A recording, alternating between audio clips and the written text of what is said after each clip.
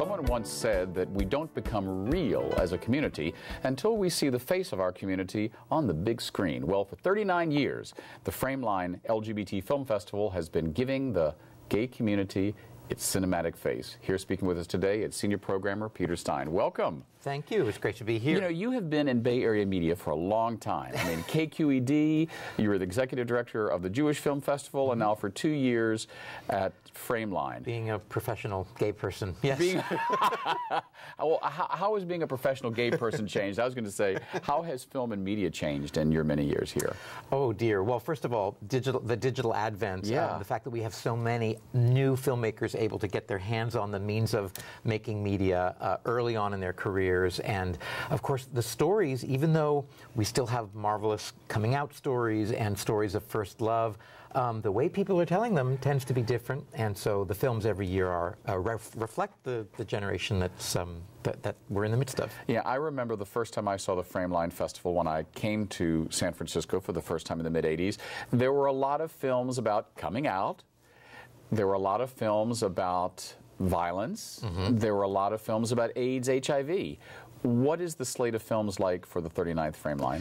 Well, it is as diverse as our community, and that's not just our community here in the Bay Area. We have this year 180 films from 33 countries. Is that a record? It's not a record in terms of the number, but in terms of the quality and the range of stories that were being told. We actually officially added the letter Q to our name this year. We are now the LGBTQ Festival to remain relevant and to reflect the fact that many of our films now cannot easily be categorized as it's for the women or it's for the guys. It's Q. Right. So I would say we still have a good selection of films that are about first love or those tensions that happen within families or communities. But just as interestingly, for example, we have a film from Thailand this year called How to Win at Checkers Every Time. And that is a story about two brothers.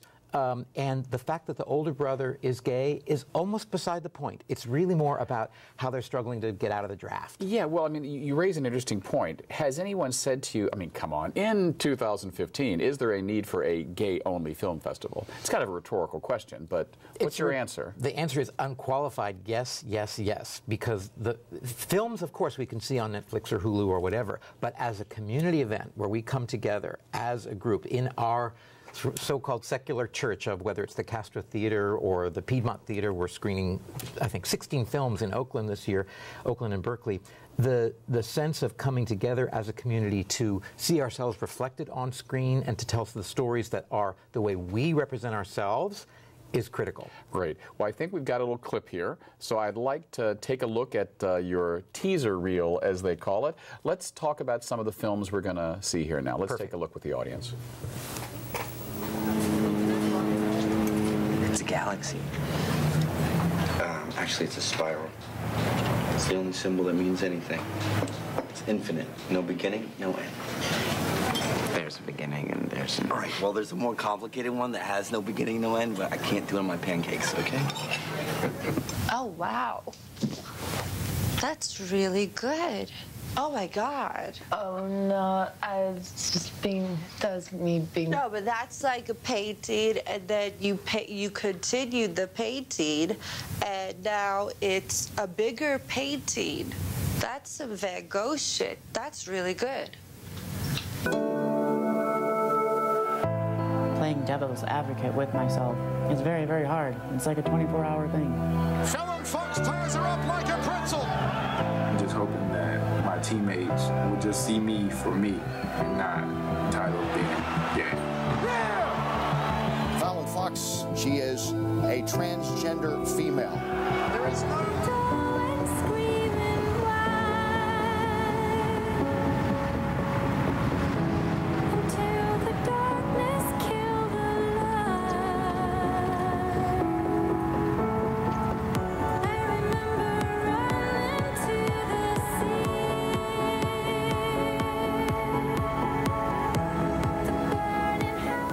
Well, I mean, you've got James Franco.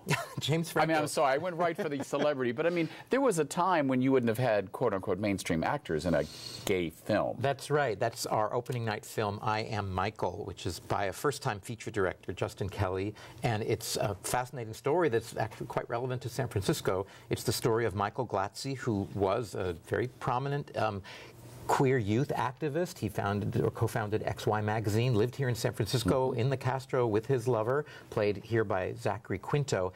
And interesting, Mr. Spock from Star Trek. Mr. Spock from Star Trek. Openly exactly. gay actor. And the fellow that James Franco plays, Michael Glatze, rather notoriously and controversially renounced his homosexuality in the early 2000s. And this is a fascinating story of his journey. It is both controversial and also in its own way sympathetic to his journey, even though it's a very queer positive film. And that's our opening night film, and it starts June 18th. Wow. You know, there was a time when raising money for independent film in general was hard to do. You know, I heard a filmmaker once say the first rule of filmmaking is never spend your own money making a film. And of course, Frameline has helped a lot of queer, LGBT filmmakers make and finish films. Yes. Nowadays, in 2015, when you've got Bruce Jenner, when you've got Michael Sams, when you've got the Supreme Court considering, knock wood, the legalization of marriage equality, is it still hard to raise money for independent film and independent gay film?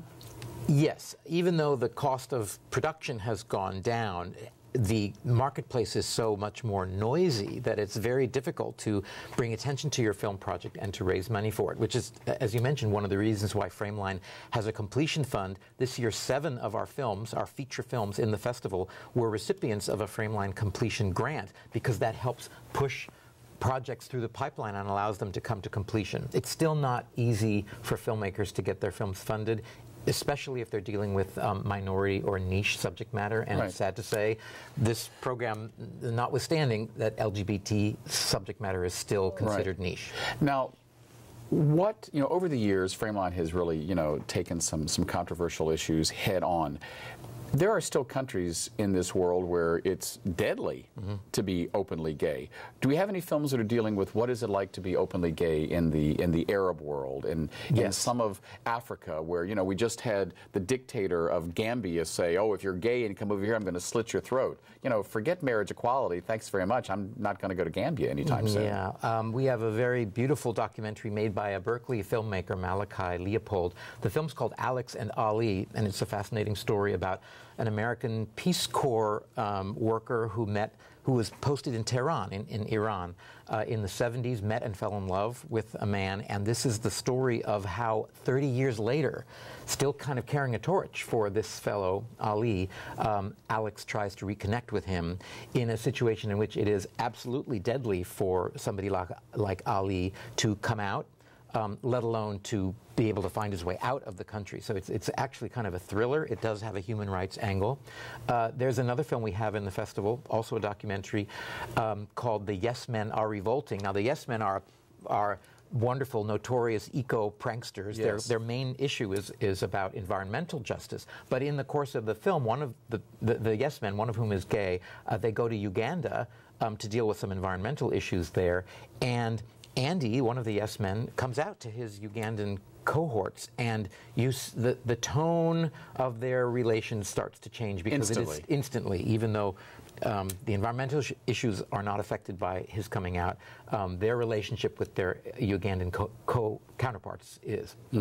How big is the internet as far, and, you know, the digital technology in really making these films have a wider audience? I mean, it used to be that if you didn't see it at Frameline, it probably wasn't going to get picked up anywhere. And then DVDs was a big deal. Oh, I can buy my DVD. How quickly do these films out of the Frameline Festival have a future life? And do all of them have a future life? It's a great question, and it's difficult to really peg. There's still kind of a hierarchy of films. There are going to be the ones that are picked up by mainstream distributors, although interestingly, for example, our opening night film, I Am Michael, still does not have... And you've got Zachary Quinto and James Franco. And it's still a sense of, like, is there going to be a marketplace for this theatrically? Of course, with VOD, video on demand, and streaming, it is easier to find queer content films all over the world. That said, there's still something about the pathway that films are able to take from festivals out to wider audiences, perhaps to broadcast and theatrical, that it's still kind of a ladder. And most of the films that you see at Frameline will really, this in a way, will be their biggest platform.